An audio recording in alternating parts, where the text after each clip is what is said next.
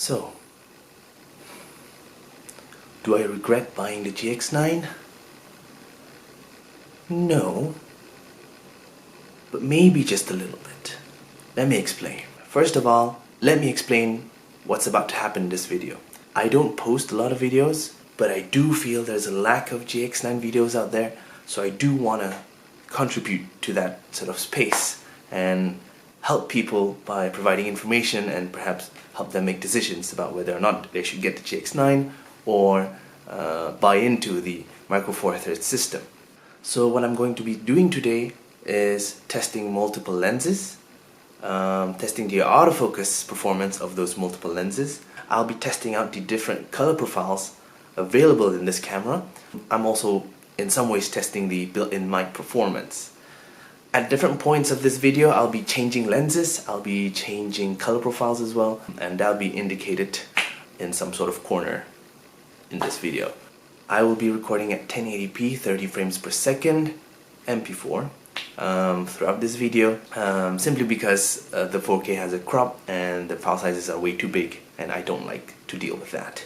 Right, so right now we are on the 15mm f1.7. The color profile is standard and I'll change that right now. So we are now on Vivid, still on the 15mm f1.7. I think I'll talk about the things I do not like about the GX9 and in some ways the Micro Four Thirds system as well. First thing I dislike is the low light and high ISO performance. Now it's not that bad, but I wish it could do more. The max ISO I would comfortably shoot in is 3200, but in some ways it's almost a non-issue because of the point that I will bring up later for things I like about the Panasonic Lumix GX9. Okay, so we are now on the natural profile, still on the 15mm f1.7. The other reason I do not like the Panasonic Lumix GX9 is the autofocus performance, particularly the autofocus continuous performance. Now, it's just okay. It's not bad, and really, for my use case, it really isn't bad at all. I'm a casual shooter. I don't shoot professionally. I don't take a lot of videos either. But what I do take is a lot of photographs of my family and sort of events that we have, you know? And a lot of times it's indoors. The lighting situation isn't great, it's challenging, but again, thanks to the lenses that I have, it's almost in an issue. More on that later. On to my third point. Okay, time for another change. Right, so we are now on the 25mm f1.4. Oh wait, it's still natural. Give me a sec. Well, right, we're on the 25mm f1.4. Still on the built-in mic. We are on monochrome profile. The camera right now is about 110 centimeters, and this is the kind of shot you can get. Oh, the last thing that I do not like about the GX9 is the dynamic range of the sensor.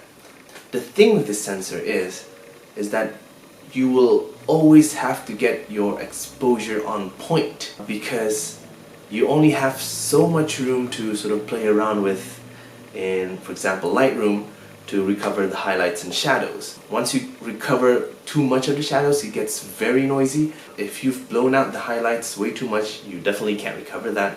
But again, thankfully with the lenses that you can get with this system, with this camera, it's really not that difficult. Change profile again now. Okay, we are now on the L monochrome profile, still on the 25mm f1.4, and I've pretty much exhausted the things that I do not like about the GX9, and most of them are easily compensated for using the right sort of techniques and know-how and also the right lenses, right? Now I'll be talking about the things that I like about the GX9. The first thing that I really like about the GX9 is the design of the body and the handling, yeah, and the button layouts. It's so easy to use and it looks really good. I love the two-tone look the retro look of the GX9. I love the button layouts, it's so easy. You've got two dials, front and back, for the aperture and shutter speed, and then you've got the 4 buttons at the front. It has the ISO, white balance, the drive mode, and then the autofocus mode. And then you've also got the AFS, AFC, and manual switch above the LCD screen. And then the LCD screen itself is also pretty good. Touch functionalities makes it really easy to autofocus, but I actually don't use that much of the screen for autofocusing. I actually rely more on face detection and the single point sort of focus and then recompose kind of technique, right? Switch. Okay, we are now on the L monochrome D profile. Still on the 25mm f1.4. I've now got an external audio recorder. Right, so another thing that I really like about the GX9, I guess about the newer Panasonic cameras, is the option to use the camera with an app via Wi-Fi, which is what I've been doing most of the time, because this camera does not have a flippy screen. Again, a big disadvantage for a lot of people, but I don't do a lot of video recordings, and if I do, I've got this thing here, so it's no big deal to me. It's fast, it's easy, it's fine. Right, so the app, right? I like it a lot because, again, because I'm a casual shooter, most of the time the pictures would end up getting uploaded, Facebook, Instagram, or whatnot, and I can actually send the raw files from my camera to my phone and edit it on my phone, which a lot of times produce results that I'm pretty happy with, that I happily upload to my Instagram account or Facebook. We are now on the scenery color profile, and the lens that I'm using is the 35-100 f2.8, which is your 70-200 equivalent on full frame. Number 3, this should actually be my number 1 reason, so these aren't really in order. The third reason that I really like the Lumix GX9, and really it's about the Micro Four Thirds system, is that it's super budget friendly. I got my GX9 with 2 lenses used for $1,000 US. If you minus the 2 lenses that came with it, which is the kit lens and a 45-200, then I guess I pretty much paid about $600 to $700 US for it. And then on top of that, the premium lenses for this camera, for example the Leica 15mm f1.7, the Leica 25mm f1.4, and for example the 35-100 f2.8, are all super affordable if you buy them used, which is what I did. You can find a lot of these used lenses on eBay, and the sellers would be from Japan. So the fact that the lenses, I would say pro lenses, the really fast lenses, are so affordable, it pretty much enables you to get your exposure on point, even in difficult lighting conditions, because they're so fast, and you don't really have to worry too much about, for example, capping your ISO at 3200. Now, of course, when it gets really difficult, yeah, you're gonna feel that restriction of sort of wanting to go beyond 3200 to 6400, 12800 ISO. But those situations for me are few and far between. So for me, it's a non-issue, but it's probably something you might have to consider if you do want to buy into this system or this camera in particular. I don't recommend this camera for professional use, and you shouldn't be buying something at this budget for professional use. You should invest in something way more capable than this. But what I'm saying is, I feel like I'm only a few steps behind sort of professional level gear and professional level results with this camera. Anyway, on to the next reason. We are now on portrait mode. Portrait color profile is what I meant. Still on the 35-100, now at 50 mils. Previously it was 35, f2.8, obviously, because why not, right? Right, so the fourth reason why I like the GX9 and the Micro Four Thirds system is that the lenses are really tiny. And that's a big deal for me because I am merely just a casual shooter. I don't get paid for taking photos.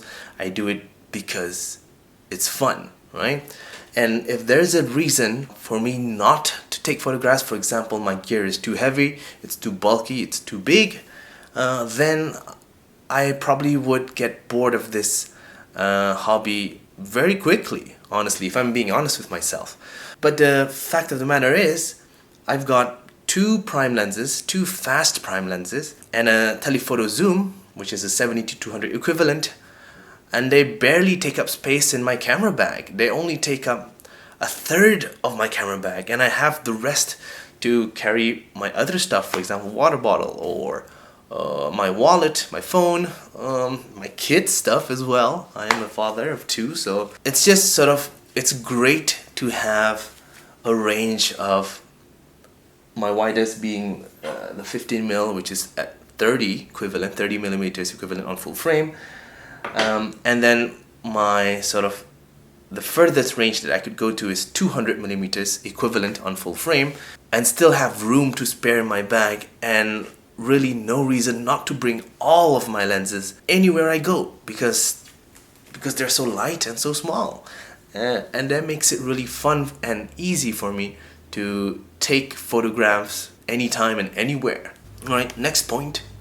Right, so we are now on the Cinelike D color profile at 70 mils with the 35-100 f2.8, and I'm quickly running out of space. I'm out of reasons that I really like the system, but I do have several more things I don't like about the camera which I forgot to mention. One is the battery life. It isn't that great, but it lasts long enough for my use case. Again, I'm a casual shooter, just taking photos of my family and friends, and occasionally random people in the events that I go to, stuff like that, just for fun. The other reason is, it doesn't have a flippy screen and the mic jack. I've already mentioned that, but I guess that could be important to you. Don't know, it's not that important to me. It's easily counteracted with the fact that there's the Wi-Fi app, and also I have an external audio recorder. Of course, and the 4K video crop, yeah, that's pretty major. That kind of sucks. But again, I don't take videos, and I definitely don't take videos in 4K very often at all. Simply because the file size is too large. I've already mentioned that. I don't need to repeat myself, do I? Okay, so on to my final question. In some ways, a summary of everything. Before that, we're gonna sort of do another color change, and we are now on the Cinelike V profile at 100 millimeters focal length, 200 millimeters equivalent on full frame with the 35-100 f2.8 lens. Right, so on to my closing remarks. Do I regret buying into the Lumix GX9 or the Micro Four Thirds system? No, but I do have sort of still those sort of niggling desires to want to try APS-C or full frame, right? Especially with those sort of really nice looking and cool and very functional cameras from, for example, like Fujifilm X-S10. Sony has their A7C full frame camera, and they look great. The image looks amazing. The capabilities look amazing. They have good lens selections as well. Do I really want to jump to that system? I'm very curious about it, but chances are I wouldn't. And there are several reasons why I wouldn't. One, once I go to those systems, it is much less budget friendly. Definitely much less budget friendly compared to what I have right now. And really, if you're talking about sort of value for money, bang for your buck, I think I win in some ways in that regard. Again, of course, that's in context to my use case and why I take photographs and why I use this camera, etc. Number two, I'd be giving up on the compactness of the whole system, not necessarily the camera body. Camera bodies, really arguably, they're pretty much the same size, especially if you're talking about XS10 and the A7C. But once you're talking about the lenses, now if you're talking about the wide, fast prime lenses, yeah, they're pretty much the same size, maybe a bit heavier, but then I definitely wouldn't be able to have a 70-200 equivalent f2.8 on either APS-C or full frame and still think that my gear is travel friendly, light, compact, right? It's definitely going into bulky territory, and chances are if I do own those systems and I do own those lenses, if I'm still shooting casually, I really wouldn't want to carry those stuff around. But if I had the chance to redo everything, sell everything and buy into a new system, I'd probably go with the Fujifilm XS10, simply because I'm getting an upgrade on the sensor performance. So high ISO, I could, according to the images that I've seen online, I could go up as high as 12,800 and still be okay with the noise performance, which means I've gotten an extra 2 stops to play with. So Fujifilm XS10, because it's considerably more affordable than the A7C system, or rather full frame Sony system, and there are ways to get the range without sacrificing too much on the size and weight. I'd probably be able to make it work. But again, do I need to do that? I don't. I'm perfectly happy with what I already have. Again, I just have to remind myself constantly why I'm into photography and what kind of pictures I take and the use cases for my gear. Because again, I simply don't need to go to a Fujifilm system or a full frame Sony system, because I don't do this professionally. I just do it casually. And I'm not filthy rich either. So this just meets all the criteria, ticks all the boxes for me, and it's enough. And it's so enough, but I still want to try a Fujifilm system, Sony system, full frame though, still. But again, it's unnecessary. I'm sure there are improvements to be felt and had if you do jump up to that. Those improvements aren't nearly as significant for me as it would for a professional. Yeah. So it's about knowing, why you need that gear in the first place and what kind of photos you take, what kind of videos you take, and then just matching those needs to a camera that is appropriate for you, especially budget-wise. I think that's all for me. How has the autofocus performed? Hopefully okay, because it's not that bad, but it's not great. Oh, that reminds me. There is one more thing I want to say. Okay, we're now back on the 15mm f1.7 on the standard profile with the built-in mic, so you kind of get a reminder or refresher of how that was. Right, so what I wanted to say was my choices of lenses, which are essentially, if I were to generalize it, it's a fast wide prime, then a fast standard to telephoto-ish prime, and then a telephoto zoom, a fast constant telephoto zoom, which then led me to the 15mm f1.7, the 25mm f1.4 Leica, both, and also the 35-100 f2.8, obviously, 35-100 f2.8, 25 f1.4, again super tiny, and you have the 15mm 1.7, which is about there, and then that fits in my bag so nicely. It's just what I wanted to also say was I used to own the 20mm f1.7. I used to own the kit lens. I used to own the 45-200. I think it's f4 to 6.3, something like that. And I also used to own a Sigma APS-C lens, a 17-50mm f2.8. Paired that with a Viltrox Micro Four Thirds to Canon, I think, essentially giving me a 24-70 f2, right? And I sold all of those for different reasons. Firstly, I sold the 20mm f1.7 because the autofocus was way too slow. And I do like my continuous autofocus bursts because, for example, people running around or my kids running around, and I like to take burst photos of that, and 20mm f1.7 isn't capable of that.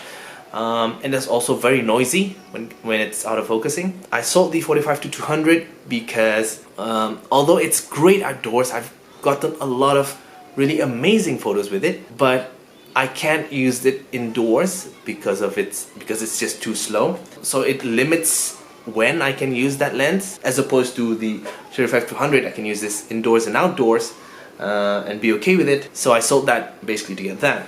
I also sold the kit lens because it's a kit lens. And then, and for the Sigma 70-250 with the adapter, the reason why I want to get that, because the fact that you can get a 24-70 f2 sounds very tempting, but the truth is it's super heavy. It's so unbalanced with this body. It's also very slow with autofocusing and very unreliable, more than you think, and the image is quite soft. So pretty much every reason not to get a lens is present in that lens with the adapter. So I wouldn't go on buying adapted lenses, just stick to native lenses. Anyway, that's it for me. See ya, whenever that may be.